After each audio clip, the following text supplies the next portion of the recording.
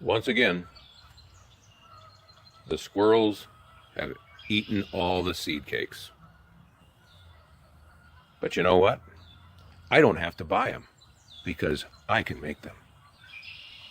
Hi, I'm Rocky Nichols, the regular guy who does stuff that regular people usually don't do. And here is how you can do it as well, because you don't need to buy seed cakes all the time. You can make them quite inexpensively and with a little trouble. Yes, you got to have some basic equipment and be able to make a mess and clean it up, but it's not that big a deal once you start. I'll take you through the whole process. And this probably won't be a really well-edited video. I'm going to show you a lot of information. So just remember, if you get to the point where you don't need to know something, just slide that little bar on the bottom of the YouTube video forward or backward if you miss something, and just jump around and get what you need. But you should have all the information to know how to make your own seed cakes inexpensively on this video. So let's begin. Now here's the stuff you're going to need. First of all, you'll need ingredients.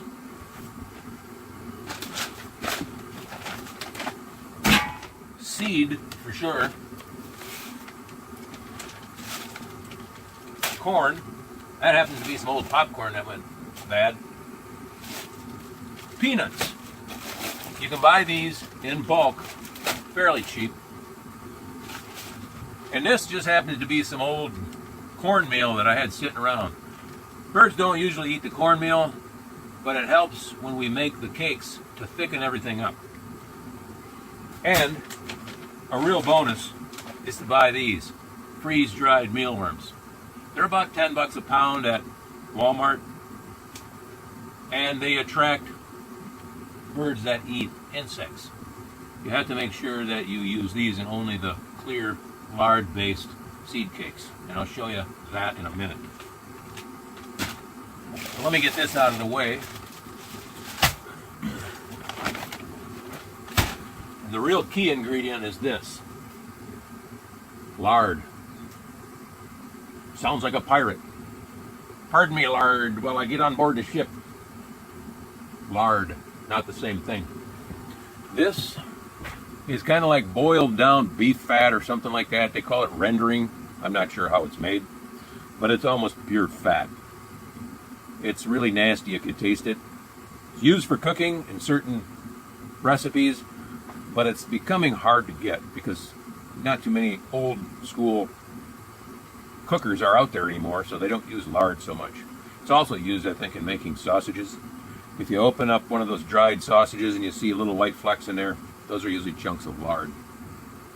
Anyhow, you can find this most grocery stores, but you have to ask for it quite often because it's just not a popular item, and it's only out maybe seasonally when certain times of the year they use it more than others.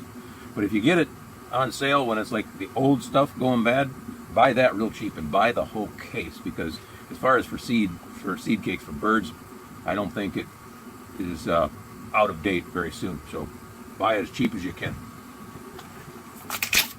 I'll open some up and show you what it looks like inside. Now the old way they sold this stuff was in blocks, like blocks of butter. Now they're making these adult-proof containers where you can't get the dumb thing open. Take a look in there. All right. I still got the plastic on. Just take a look at it. We'll get a knife and get that sucker out like a man. But it's just like pure white butter. This is the stuff that's called the binder that holds all the seeds together. We're going to melt this down, and then we're going to fill it with seeds and corn and maybe some mealworms, depending on what kind of flavor stuff we want to make for the birds. You can throw pieces of dried fruit, all kinds of stuff in there. But this is the binder that holds it all together. We melt this down in a pot, mix it together, and then we put it in cooling trays. Here's the old pot that I use to mix everything together. Used to use this for a lot of cooking. Of course now, it's aluminum, and that's politically incorrect because you get Alzheimer's from aluminum. Next week it'll be porcelain that gives you some kind of weird thing. So in reality, this just got really old, so I'm using it to make seed cakes. But it works really well. We melt the lard in there, and we can make a very large quantity. This is how you melt it. These come in really handy. You go to an estate sale, and just about every estate sale's got one of these because nobody uses them anymore. You just plug it into the wall, turn on the heat, and this thing will turn red hot if you want it that hot. Put the pan on top, melts the lard real quick and safe. No flame that's going to start anything on fire. You get done, you just pull the plug, let it cool off, stick it back in the crate somewhere in your barn or your garage or basement or whatever. Now once you get the stuff heated and mixed, you got to pour it into little bricks and let it cool off. There's many different ways you can do that. Here's my assortment. First of all, you can take the old seed cake containers and you can just pour it directly into there. But you want to make sure it's not too boiling hot because these things will, well, I don't have any deformed ones now, but they'll get all melted and deformed and shrink so they don't work anymore. So you want the stuff to be a little bit cooler before you pour it into these. But these are handy because they're already the right size. Now you can also cut the bottoms off some kind of food or liquid containers. This is that flavored tea. This is some other big thing that I don't know what was in it. But you cut the bottom off and you can pour use this as a mold. And these are the big chunks for the really big size seed cake holders. I guess they call them seed blocks, but for me the seed block that's just the solid seed with no lard binder, and the seed cake is the ones with the lard and the seed. This is a really easy one to do, but expensive. If you got these old cook tins around, they're about 2.5 inches deep by 8.5 by 11, about the size of a sheet of paper, a couple inches thick. These, pretty simple. You just pour it in there, let it cool, tip it over, knock the block out. If you really want to get wholesale, I got this. I do like Pepsi, but I didn't steal this. Got it at a garage sale. Anyhow, this is plastic. Got a lot of holes in it, so as you know, all the stuff will drip through. So here's the solution to that. One moment, please. We sit that out where we're going to pour it, and then you take this magical material right here. Parchment paper. It's kind of a waxy, high-temperature paper. You can put this right in the oven and lay cookies on it. I just recently found that out without this stuff turning a flame. If you take this, you set it right down in whatever your big mold is that you might be using. Make sure there's enough coming up on each side so the stuff don't pour over. But now this parchment paper, because it's high-temperature paper, you can pour this scalding hot lard right into here. Take it out in the cool weather and let it cool off.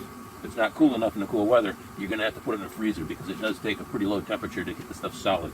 Once it's solid, it stays hard. You just got to get it there. All right, let me stop and take a ponder here. If there's anything I've missed. Well, I don't have a little mixing spoon or anything, but you can figure out anything will work. We'll get one just in a minute. I'll get this thing plugged in, heat it up, get the stuff going, and we'll go from there. Okay, I got the coil heating up, I got the pot on the heater, and I finally got them industrial strength plastic seals off the lard containers. I don't know what they're trying to prevent, but it's tough getting in. Anyhow, take a spoon and start glopping this stuff into the pot. That's the best way when it comes off all in one big chunk.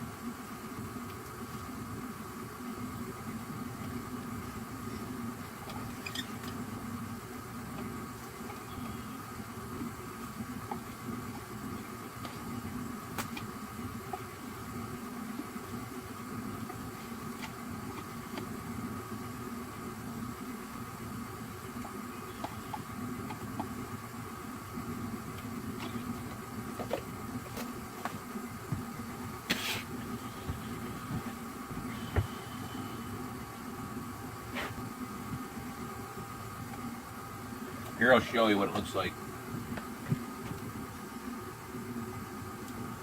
There's all the glops in there, and that's 4 whole containers. That's quite a bit, because once you start adding the seed and all that filler, it will fill this pot right up.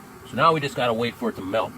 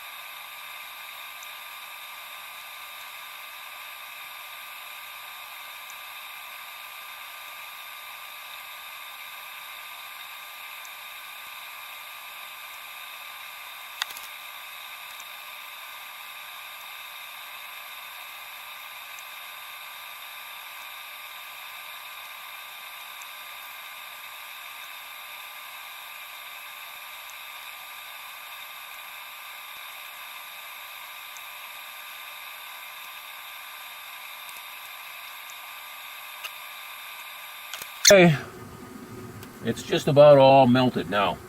That happened to be time-lapse photography. That's why it went so fast.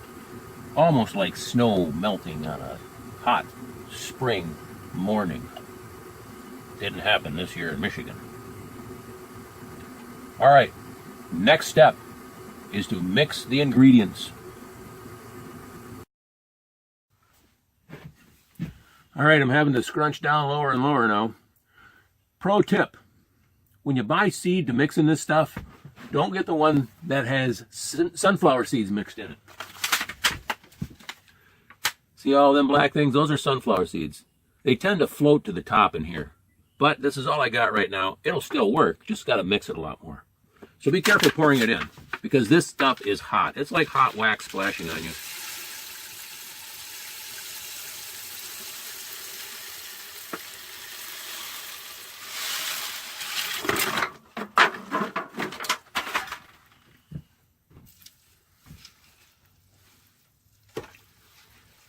Be extra careful when you mix it so you don't tip this thing over.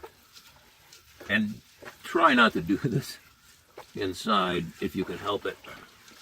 If you do it on the stove, just be real careful and make smaller portions.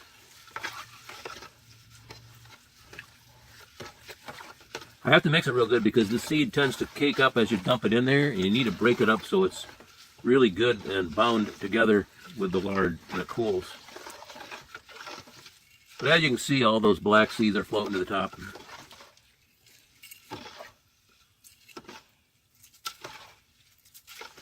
This is fun.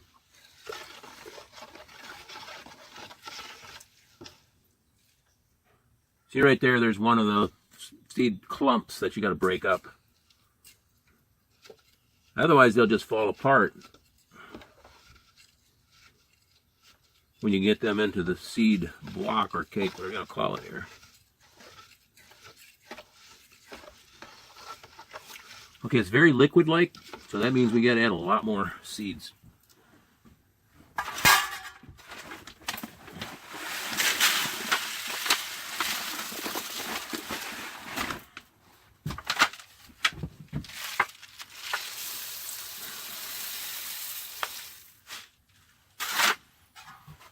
Once you get it going, I would add it just a little at a time instead of dumping it all in again. Because if you put too much seed in it, and you don't have enough lard, and you're out of lard, it's too late. You can't add any more if you don't have it. So just add a little bit of seed at a time until you get the right thickness of about peanut butter, I would say.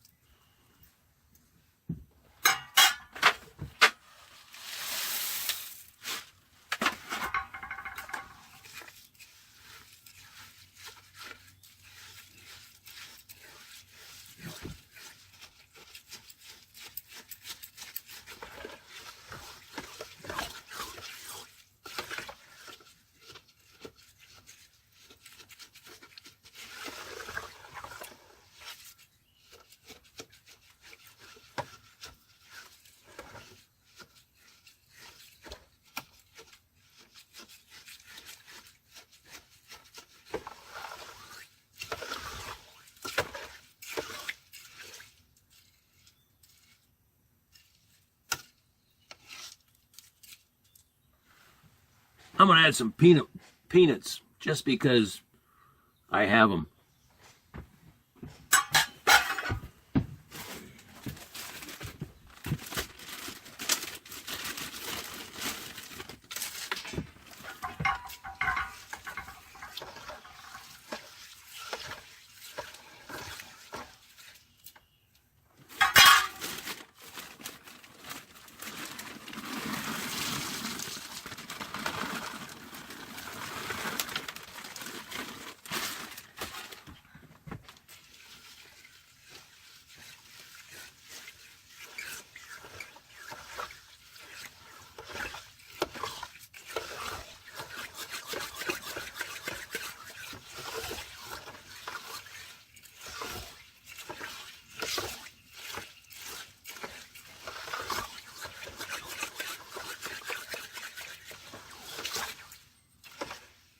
Still got a long way to go.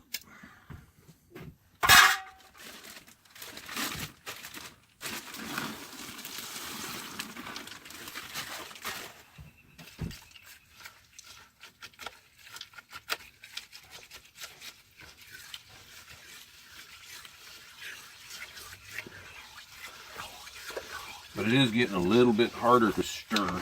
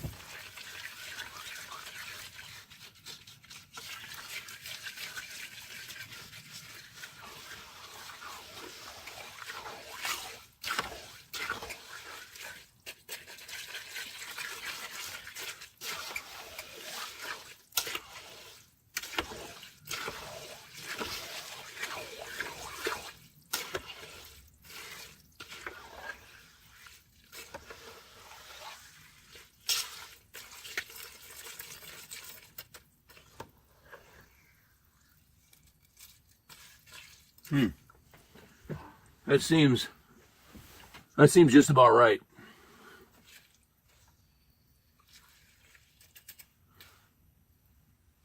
And the lard's not really hot like it used to be. I can stick my finger in it, but you want to do that cautiously.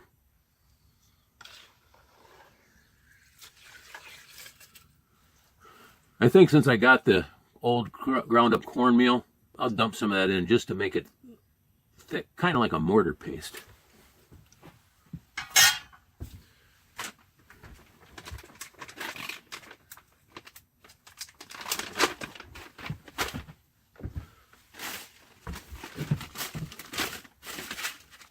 There's some other seeds I'll dump in. She has to get rid of them.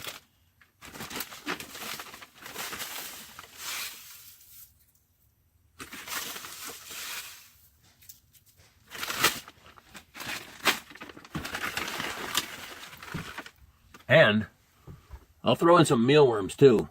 That way it'll make it fun for the little birds that eat bugs.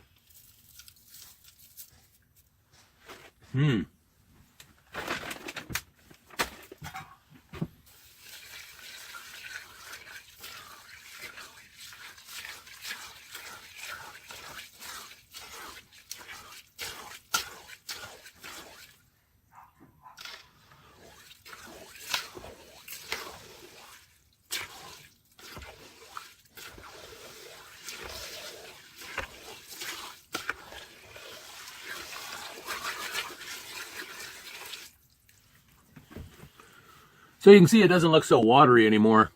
That's just about right. I guess it's not to the thickness of peanut butter, but it certainly will be as soon as it gets cold. All right, next step, pour it into the molds. As you can see, the stuff is starting to gel up, so I gotta hurry. Just an old can, tuna fish can, works pretty good. Actually, a bigger can works even better. But this is what I got for now. So I just glop it in there.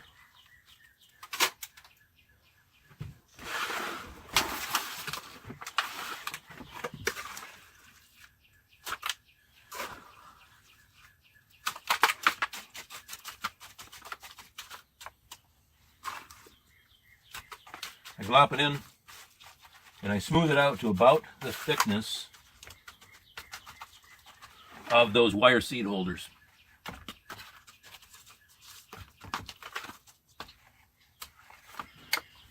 And there's one done right there. Now I just go and set it outside till I get them all together.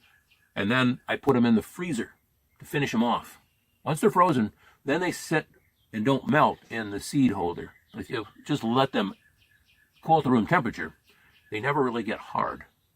So I prematurely pre-cool them by just sitting them outside. And then I finish them off in the freezer. Now when this is frozen, you just break them up in chunks and put them in your bird feeder. Now I'll put some in these little pie tins, whatever you want to call these, for the seed, the bought-in seed cakes. Just because they're so darn cute.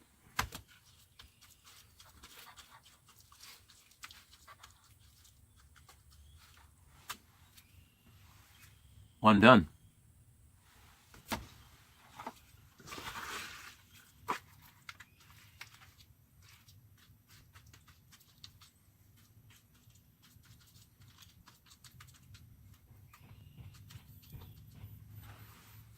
Another one done.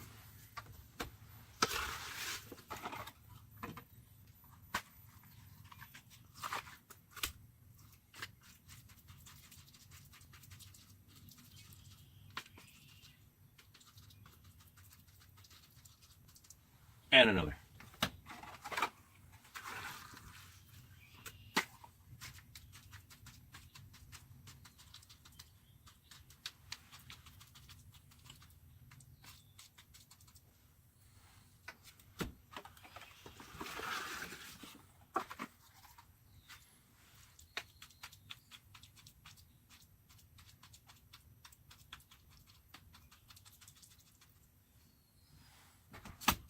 So I'm out of those.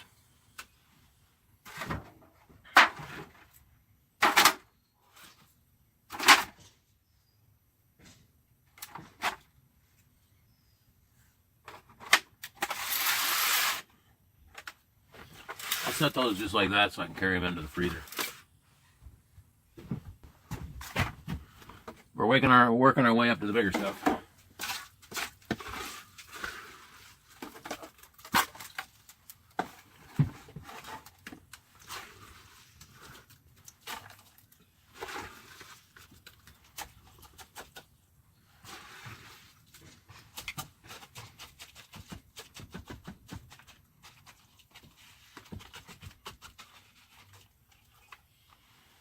Well, I don't want to go too thick because it might be too thick for the holder.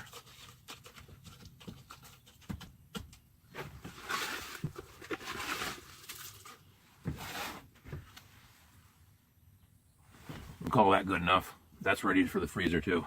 Oh, a free peanut. least but not last, you know what I mean, I gotta try this with the parchment paper. Make sure it all is high enough on the sides. And then I just dump the whole pile in there.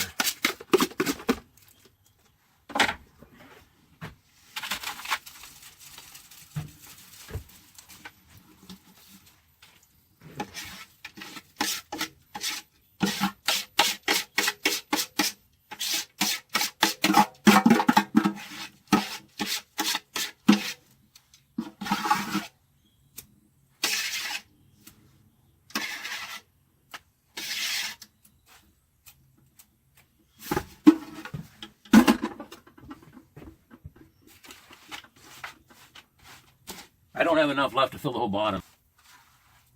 I want to make this about an inch or an inch and a quarter thick for the small seed holders. Well, I might get most of the way though.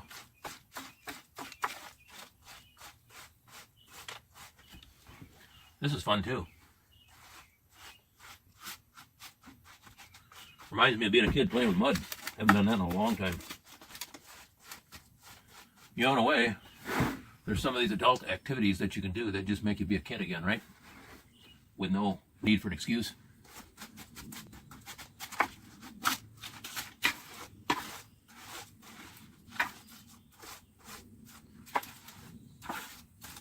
Well, in reality, I think I made this too thin, but it does illustrate the point. Now that I got this all squeegeed out, I'll take this and let it sit out on the porch or something that is cold, like cement floor or the ground. It'll suck the heat out of it. It'll give it a good start of getting cold. And then, as I have room in the freezer, I'll put each of these in the freezer and let them harden up. Once they're hard, you can take them out and put the next one in. Eventually, you want to keep them all in the freezer if you can for longevity. But once they're out in the, once they're through the freezer stage, they'll at least hold up in your seed cake holder thing. Now, the great part about all this cleanup is I keep this all out in my workshop. It's a little barn kind of thing in the backyard. I don't have to clean this up. I just throw all this stuff into one of them plastic tubs so mice and bugs don't get into it. It dries up real hard, and it's not a mess at all. It doesn't stink. No problem at all. Next time I want to use it, I just throw it back on the burner. This all melts, and we start all over again. So it's really easy cleanup if you can do it outside. If you do it inside, well, then you got to soap and scrub and all this kind of stuff. It's not so bad, but I like having the no work method. Just saying. I'm in my garage along with my freezer. I'm going to remove some of the real frozen food just so I can make some temporary room to set all these seed cakes.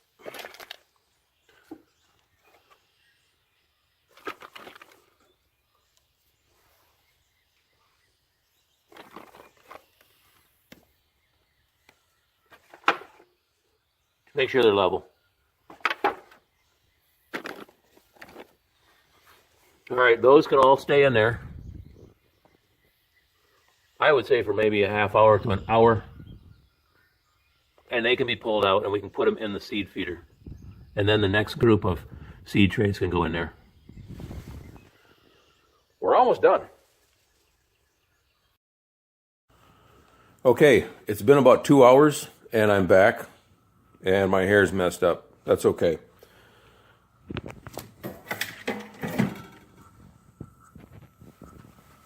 Looks like everything's pretty well frozen. I'm pressing in with my finger there, and it doesn't go in. So I think it's time we can actually use some of these things. Now I also have my seed, big pile of seed on the floor there. It's firm, but not frozen. Same thing with this. It's firm, but I can press my finger in. So what I'll do is I'll take these out of the freezer and put them into the seed holder out in the yard. And then I'll replace those into here so they're all frozen. Once they all get frozen, you can break them up and just put them into a plastic bag, and then stick them all back in the freezer. They won't take up much room that way. So let's try one out.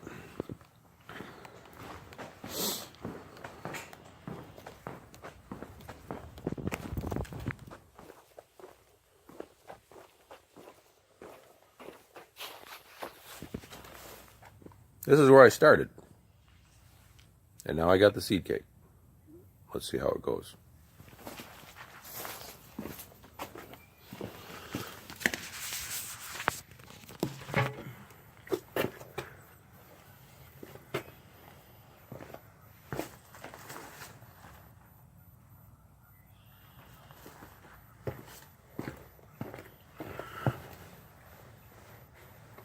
Kind of a handy thing I did here, using these carabiners, makes it easy to clip on and hang it up. I also took the boughten seed cake holder, and I put a finer mesh in there. That way the squirrels can't just get in there and suck the whole thing down. They actually have to work at it, and it's fun to watch.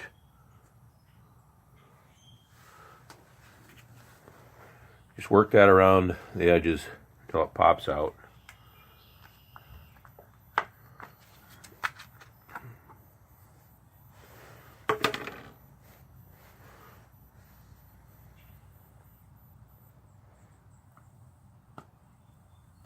Now, of course, that fits because it's made in one of the purchase molds.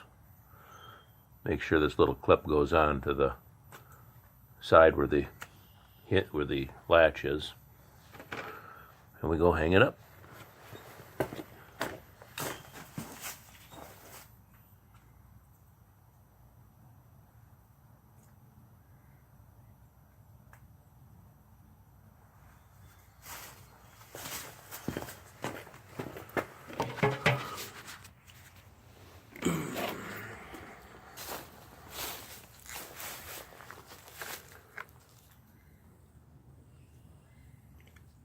So that's how you do it. If you want to make seed cakes on your own, now you know. I'm Rocky Nichols, the regular guy who likes to do stuff that regular people usually don't do. Most people just buy these things, and they're not that expensive, but for some reason I get a kick out of making my own. Hope you see you back again. Thanks for watching.